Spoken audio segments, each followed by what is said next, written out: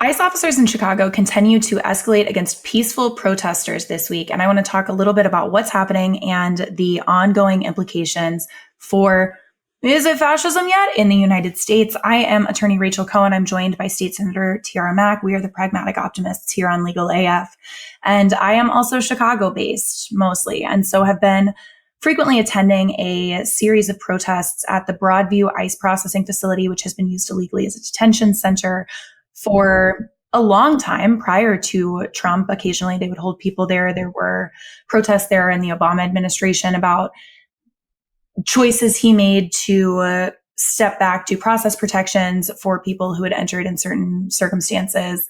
But it's really stepped up over the last 5 or so weeks. And the violence used against protesters has also stepped up significantly as well. I'm very grateful, honestly, to Midas, to Popak for amplifying reports from people on the ground about what's happening in Chicago, because I'm not really seeing it anywhere in national news. And I think that that's because people don't understand kind of this clear escalation and the step-by-step of, I was arrested at this facility in a civil disobedience arrest, sitting down blocking a van now 5 weeks ago, August 29th. So 30 days. And when that happened, I was arrested by local police. I was taken to the local police station and I was given a citation for disorderly conduct. Now, 5 Fridays later, if you include that as like Friday 1, when people don't get arrested if they block vans, ICE drives into them. And they do it slow. Nobody's died yet, but they drive into people. They pepper gas and use tear gas or pepper pellet or tear gas the people that are there. They were firing what I would consider rubber bullet. I'm sure there's a slightly separate word for it where there's like foam caps, plastic bullets at journalists this past week. And then have started deploying these like huge hordes of functionally Proud Boys into the city of Chicago, just to walk around even the tourist areas to make like this clear show of force. That is not a very optimistic set of things. But one of the things that I'm seeing a lot is this notion, not frequently, but I'm getting some comments from people sometimes saying, oh, if it's a peaceful protest, why are you showing up with a gas mask? And Tiara, I would just love your thoughts on that. Peaceful protests in the United States, but we're having to show up with gas masks and goggles. What's your takeaway? So I've only been to Chicago once, and it was during the DNC last year, and it became an almost militarized zone. It lost all of its characteristics. I unfortunately didn't get to see Chicago in all of its glory because the last time the DNC was held in Chicago, there were massive protests, and so they prepared, and Chicago police were deployed in areas. They almost quartered us off into different sections of the city where you had to have a badge to go in. And there were protests at night against the DNC that were pro-Palestinian in nature. And there were massive amounts of police officers patrolling every single corner of the street, just filled with Democrats for what we believe. And yes, this is being perpetrated by the Trump administration, but this is not a partisan issue. There are people who believe in our country before this and likely after this that anybody who is disrupting the status quo, anyone who is contributing to disorder, quote unquote, deserves to have the full force of militarized police, whether they are federal or local or state, municipal, whatever level of government. They deserve to have the full force of police and militarize groups of tyrants, prevent them from exerting their First Amendment rights. And one of the things that has been sitting so just like, it's like a rumble in my stomach every single day is that Chicago is the third largest city in the country. This is not a small city. This is as if they had militarized, which they already have actually, LA or New York. And I'm like, wait, we have actually seen this. And that's the whole thing, right? Is that you start to feel, it would be like if they militarized and then you're like, oh shit, they did that already. Yeah. millions of people, some of the blackest, largest minority populations in our country, have been now sites of the US government coming in, and there's lawsuits, there's stays, there's injunctions, there's all of the like legal hubbub. We've talked about before, the laws are fake. The courts are not keeping up with our human rights. The courts are not keeping up with our rights to peacefully protest and assemble. And we saw this during the Black Lives Matter protests. We've seen this, I'm sure, well, I did not see this because I was not alive, but during the civil rights movement, we saw this during anti-Vietnam protesting. And the only place that this gets us, and the only place that if we are not resolved in making sure that protesting still stays a right, is Kent State, which unfortunately ended in the death of American civilians at the hands of National Guardsmen in our country. This is not something that's happening in the eastern parts of the globe. This is happening right here in the West. This is happening in 2025. And Rachel, I think it is so important that you are on the ground, that you have a voice, and that you are shifting through all of the noise, because we do not have, is what I would hope, a unified base of what is happening.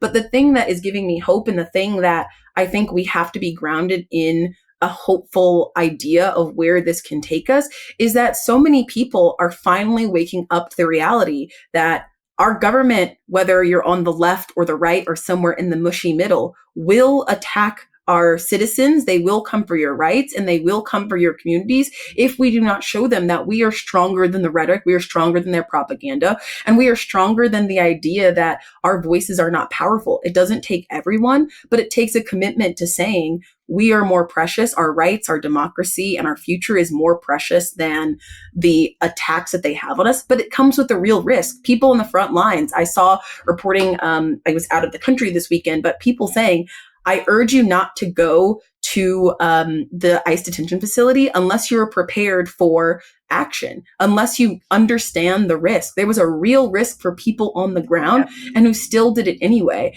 So what are you seeing, and what have you been able to, or how have the people on the ground been able to navigate the real risk inherent in standing up in this moment, but also the lack of, I guess, the lack of safety or security in knowing that you will not be harmed by this government. You were not protected by being an American citizen from being harmed by the forces that are on the ground in ICE. I think too that people have always been aware that some people in this country are not protected, right? But there's been this sense of, and I think we've accepted that, okay, maybe you might get hit with chemical weapons if you're doing more disruptive forms of protest in huge mass actions. And I think that's a mistake. Like, I think that's something that we shouldn't have necessarily accepted. But we're seeing that shift really dramatically. And so I also think that we're seeing a lot of people's risk tolerance shift really dramatically.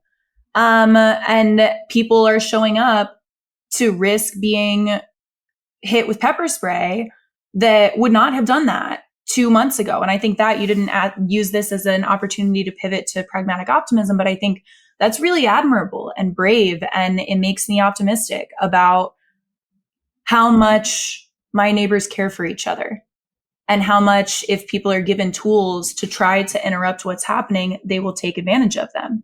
And it might not be sufficient. Like, everybody loves to be a pessimist, but the way to make sure that it is not sufficient. I will say Midas is not really like a pessimistic space, but you and I exist. I would say really, I think we straddle the more liberal and like leftist split within the party, or even like non-party. And so I think that we hear a lot of frustration from one group and a lot of pessimism maybe from another. And I think that just my perspective is that right now there's a lot to remain optimistic about. And I think that viewers here really know that we can make organizing strategy and electoral strategy that works. And the only way that I can say with 100% certainty that will not happen is if no one does it. And I think that is like the true reason to fight pessimism and hopelessness, like at every turn, is that it guarantees the outcome that you're trying to avoid when you are too pessimistic or hopeless to engage and to plan and to think that better things are possible. So I think the people on the ground are just really, really brave. And I think something that has been really helpful is that Brandon Johnson has not framed this the way that other cities, I think, framed protests that got more confrontational, right? Because there are people yelling at ICE agents, and I actually personally haven't seen anyone even like throwing rocks or anything, but at night, like there's a big fence, like I'm reluctant to say nothing ever happens because I'm not there all the time, but on the whole, it's been overwhelmingly confrontational through chance only, right? Like, and also then on ICE's side through chemical weapons and driving cars into people, which is not great. But Brandon Johnson's messaging has focused over and over again on the cause of any violence or confrontational protest or anything that might happen. He's been so good about saying anything that happens at this facility, every single tragedy that comes out of this facility is the fault of ICE.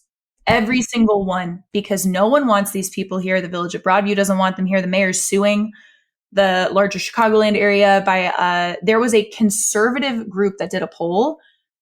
Chicagoans did not want increased ICE and National Guard presence 2-1 with a poll done by a conservative group. So like biasing the questions as much as you can.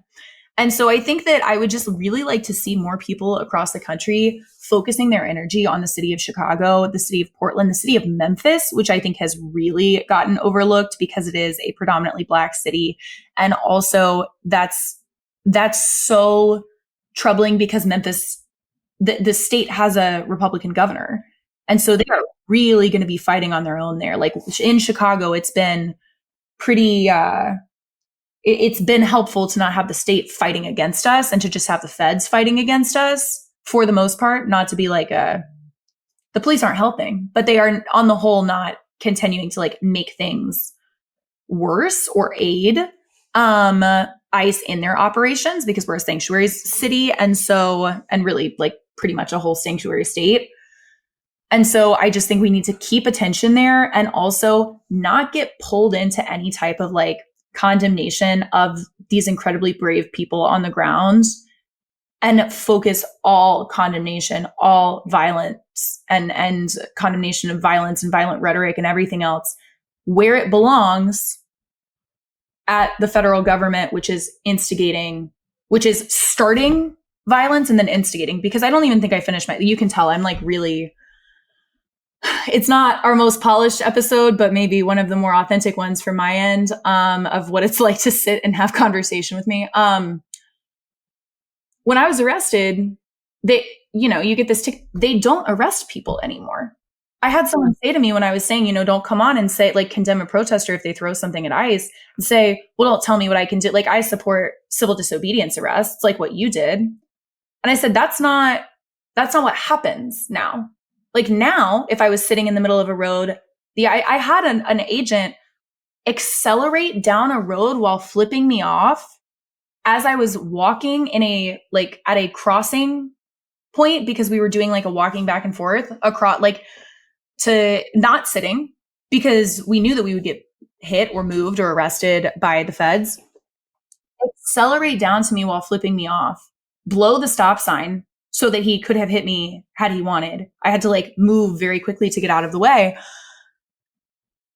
So there is no option to do. They're doing everything in their power to drive peaceful protest away, to make people feel like there's nothing they can do that won't put themselves at like great bodily risk of injury and maybe end up in escalation. And like, I just want to say, I think it's fucking incredible that people then still go out and do it. There were so many, like the journalists that covered, I was speaking to a journalist friend of mine who covered ICE's response in Chicago on Saturday night to the follow-up action after Friday that got really, really, really intense.